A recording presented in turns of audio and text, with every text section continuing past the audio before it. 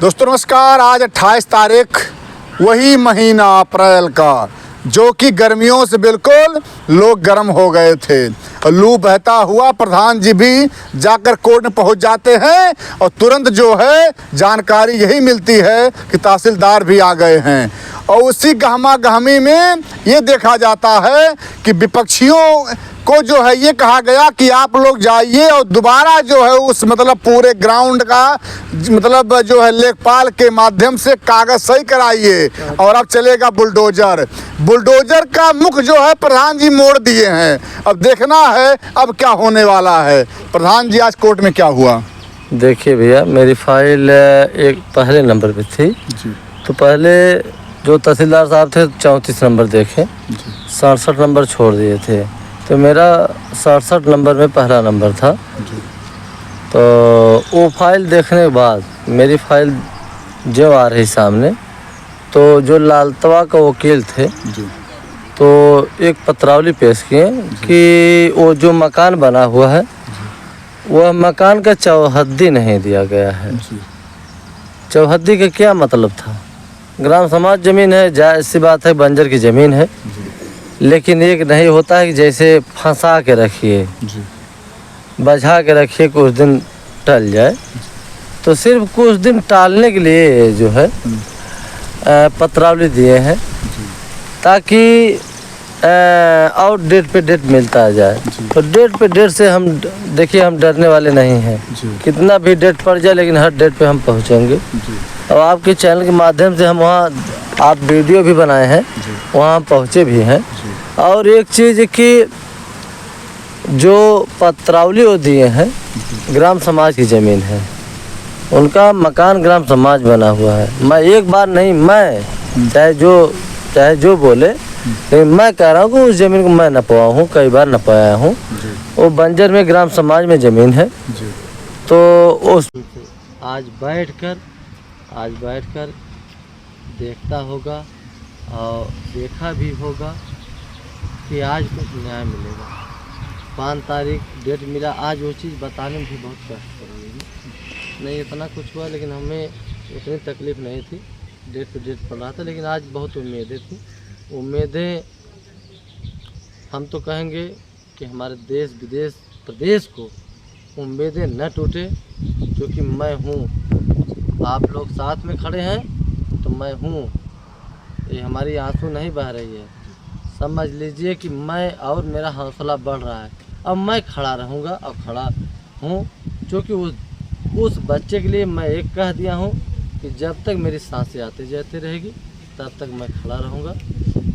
और मेरी सिर्फ, अगर शरीर के अंदर सिर्फ हड्डी अगर बचेगी फिर भी मैं पाछे हटने वाला नहीं।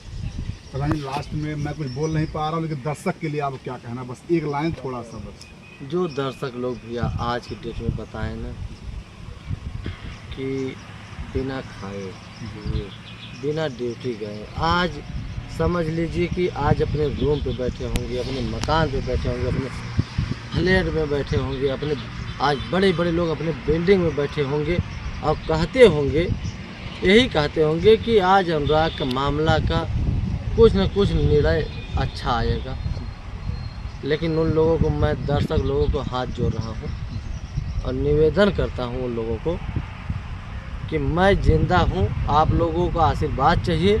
और मैं तहे दिल से आप लोगों का, समझ लीजिए कि जो दर्शक आज देख रहे हैं, जो दर्शक लोग जुड़ेंगे, उन लोगों को मैं अपने बता दूँ कि अपने दिल नहीं दरिया से कह रहा हूँ कि उन लोगों को धन्यवाद देता हूँ कि आज अनुराग का मैटर अगर हम खड़े हैं कि मेरी देश दुनिया दर्शक लोग देखते हैं, तो हमें ये लगता है कि नहीं, हमारे आपके यूट्यूब पे देखते हैं, लेकिन हमें ये लगता है कि वो हमारे साथ खड़े हैं।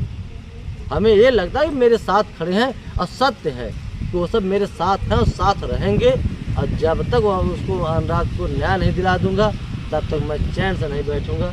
और न्याय दिलाने के लिए मैं कसम खा गया हूँ, बजरंग बली कसम, वो मकान गिरेगा किसी भी कीमत में, किसी भी हालत में, चाहे जैसे चाहे जो हो जाए। प्रधान जी लास्ट में यही कहूँगा कि आप भरोसा रखें, न्याय जरूर मिलेगा।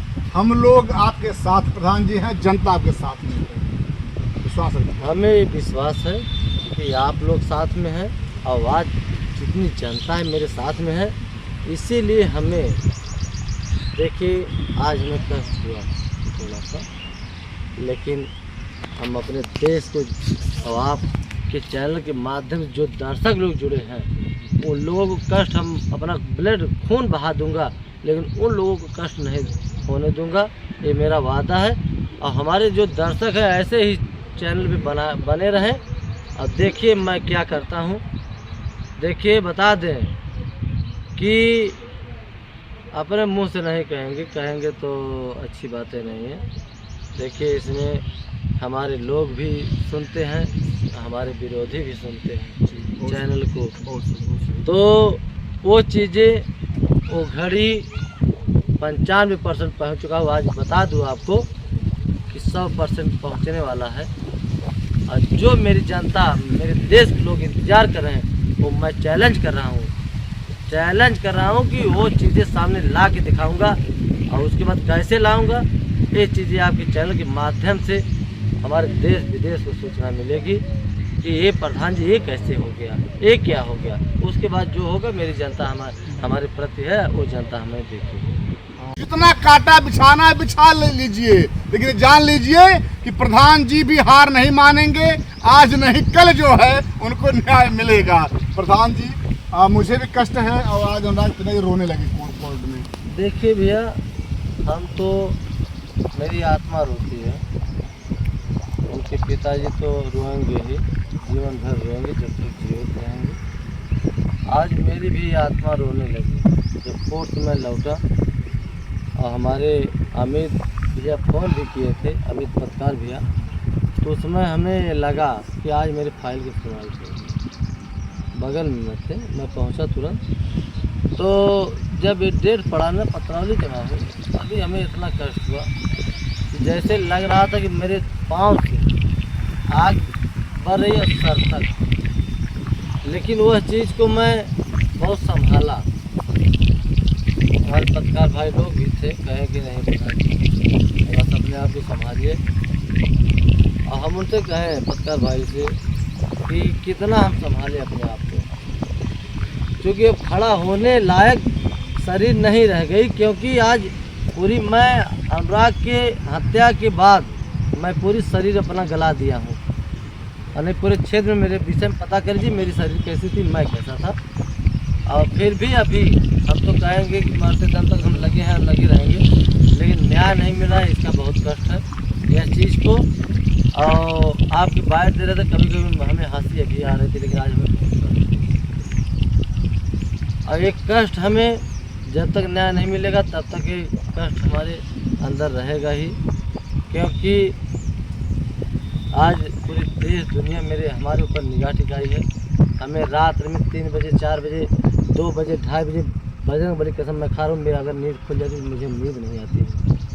आज मुझे सिर्फ 10 बजे, 11 बजे मैं सोता हूँ, 2 बजे, 1:30 बजे, 1 बजे, 12 बजे अगर मेरी नींद खुल गई तो मैं बजरंग बली कसम खा कर हूँ, मेरी नींद आती नहीं। सिर्फ वही एक टेंशन कि सिर्फ अनुराग को न्याय मिल जाए। हमारा क्या है, कुछ नहीं है, लेकिन हमारा बहुत कुछ है।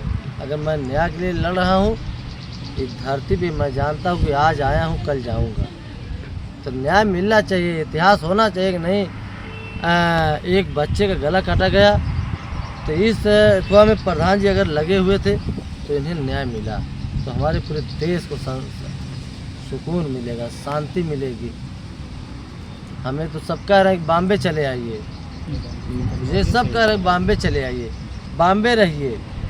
और ऐसा अपने मुंह से क्या मैं बखान करूं, बखान करने लायक अच्छी बातें नहीं हैं। दुनिया करेगी तो अच्छी बातें हैं। दुनिया को मैं, अपने देश को मैं सलाम करता हूं और दिल से धन्यवाद करता हूं लोगों को। वो सब रोज़ फ़ोन करते हैं, हज़ारों फ़ोन आता है, कहते हैं प्रधान जी आप चले आइए बॉम्बे में, हम लोग ऐसे आदमी चाह रहे हैं। अब अच्छे अच्छे पोस्ट पे अच्छे अच्छे कंपनी वाले, अच्छे अच्छे कई अरबों खरबों में खेलने वाले हमें फ़ोन करते हैं। अब कहते हैं कि प्रधान जी ये बताइए क्या चाहिए आपको। हम कहते हैं यही, चैनल के माध्यम से वो सब सुनते होंगे, और कहते हैं कि भैया सिर्फ आशीर्वाद चाहिए और हमें कुछ किसी चीज़ का लालच नहीं है। सब कहते हैं ये थोड़ा दिलवा दे, वो कर दे, ये कर दे। प्रधान जी आप इतने अच्छे हैं। हम कहे भैया नहीं, बस सिर्फ आशीर्वाद।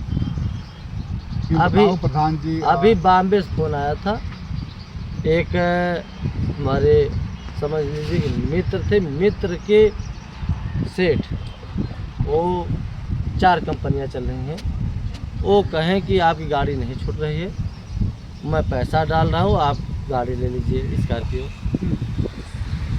ले लीजिए, स्कॉर्पियो से चलिए। हमके भैया बस आप कह दिए, इतना ही हमारे लिए बहुत है।